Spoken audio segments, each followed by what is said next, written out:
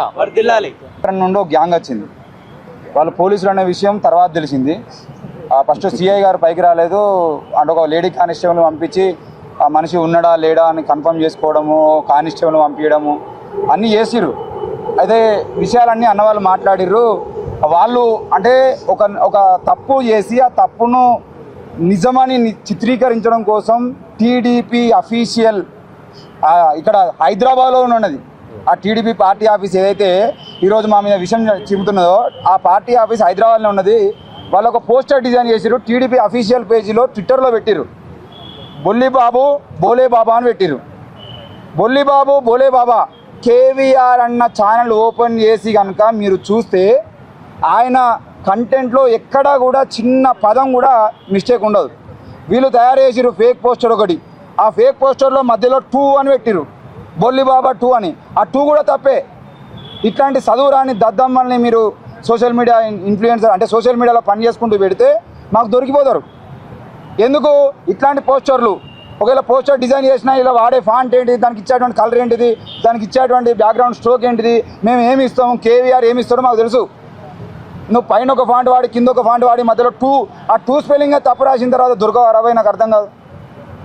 ఎంత దారుణం. కేవీఆర్ అన్న చాలా సీనియర్ జర్నలిస్టు. ఆయన ఎక్కడ కూడా చిన్న మిస్టేక్ కూడా ఓనియాడు. మీరు మిస్టేక్లు చేసుకుంటూ ఇవన్నీ చేస్తూ ఉన్నారు. మొన్న కూడా మేము పోలీసులను ఈరోజు అడ్డుకున్నాం అని చెప్పేసి మా మీద కేసులు పెడతామని బెదిరిస్తూ ఉన్నారు. మేము అడ్డుకోవడానికి ప్రధాన కారణం ఏంటి అని అంటే ఆంధ్రప్రదేశ్ విజయనగరం బొబ్బిలి నుండి వచ్చినటువంటి పోలీసులు వాళ్ళు తీసుకొచ్చినటువంటి వెహికల్ ఏంటి అని అంటే ఇట్లా ఓపెన్ జీబు, వీళ్ళు నేను జూమ్ చేసి చూపించండి, ఒక ఓపెన్ జీబుని తీసుకొని వచ్చిర్రు. ఓకే, బ్రైట్నెస్ ఫుల్ ఉన్నది. ఇది ఈ చీకట్లో తీసినాం కాబట్టి ఓపెన్ జీబుని తీసుకొని వచ్చిర్రు. ఇందులో డ్రైవింగ్ చేసేవాడు డ్రైవర్ సీట్లో ఉంటాడు, ముందర ఎవరు కూర్చుంటారు, సిఐ సార్ కూర్చుంటాడు.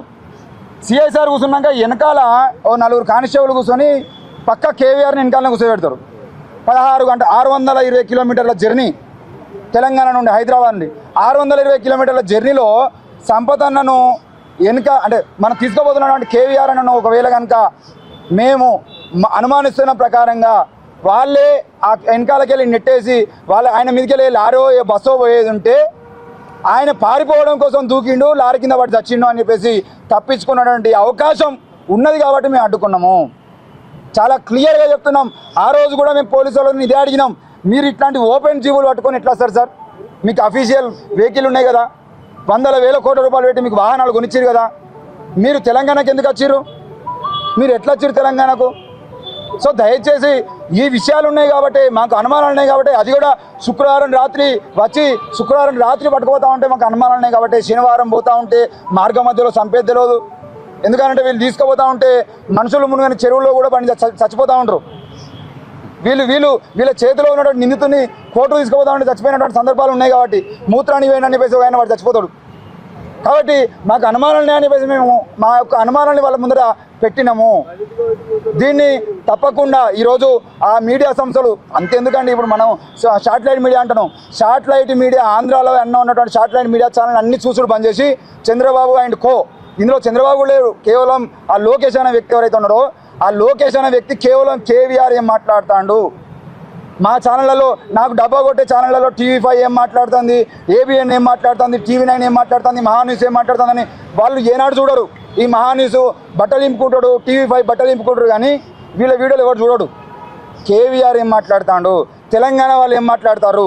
ఇక్కడ ఇంకో మీకు చిన్న ఉదాహరణ చెప్పాలి. మొన్న అరవ శ్రీధర్ చేసినటువంటి ఒక అమ్మాయికి సంబంధించిన కేసు ఆమె హైదరాబాద్లో ప్రెస్ మీట్ పెట్టింది. అంత అయిపోయిన తర్వాత నేను అడిగిన, అక్కడ నువ్వు హైదరాబాద్ ఎందుకు పెట్టినావు, జనసేన పార్టీ ఆఫీస్ ముందు పెట్టకపోయినా అంటే అక్కడ ప్రెస్ మీట్ పెట్టేటువంటి స్వేచ్ఛ కూడా లేదు అని చెప్పింది. ఈ తెలంగాణలో స్వేచ్ఛ ఉంది కాబట్టి ఇక్కడికి వచ్చి మీ బాధితులు, మీ ప్రభుత్వ బాధితులు, మీ ఎమ్మెల్యేల బాధితులు ఇక్కడ ప్రెస్ మీట్లు పెడతా ఉన్నారు. అదే అరవ శ్రీధర్ ఆ బాధితురాలు అదే ఆంధ్రప్రదేశ్కి వచ్చేది ఉంటే నడి రోడ్డు మీద కొడతా ఉంటే పోలీసులు సినిమా చూసిరు.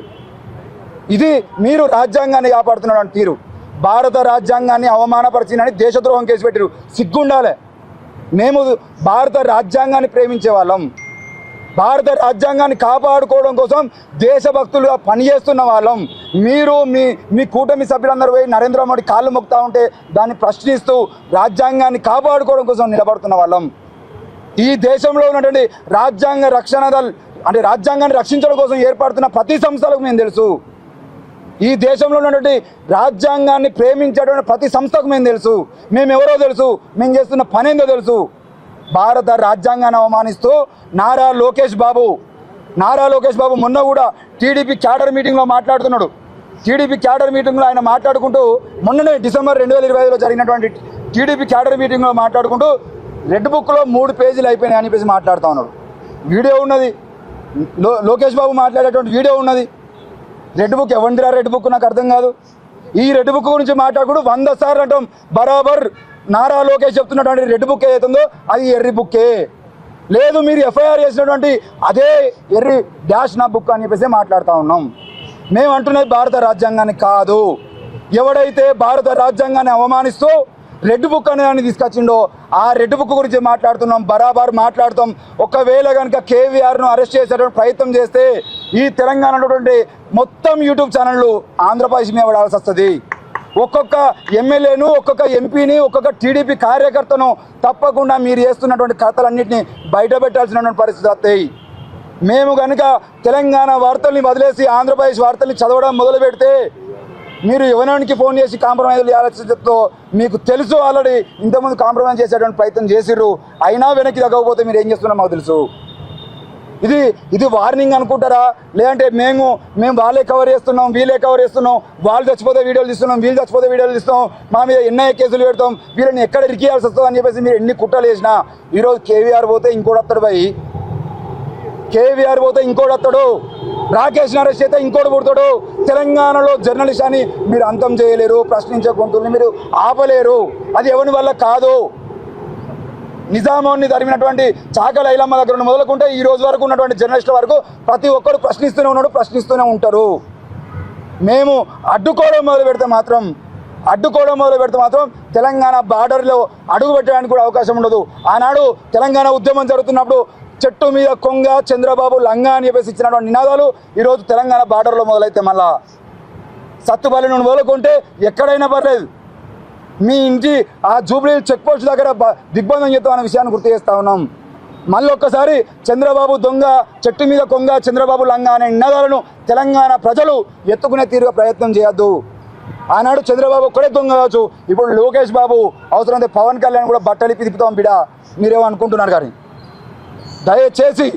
దయచేసి కేవీఆర్ విషయంలో కానీ మిగతా విషయాలలో కానీ మీరు పెట్టినటువంటి అక్రమ కేసుల్ని కొట్టేసి మీ పని మీరు చూసుకుంటే మేము కేవలం ప్రశ్నిస్తాం. ఒకవేళ కనుక మీరు ఇట్నే అక్రమ కేసులు పెడితే బిడ్డ ఖబర్దార్, మేము ఇక మీ బట్టలిపే ప్రయత్నం చేస్తామని చెప్పేసి హెచ్చరిస్తూ ఉన్నాం. Thank you.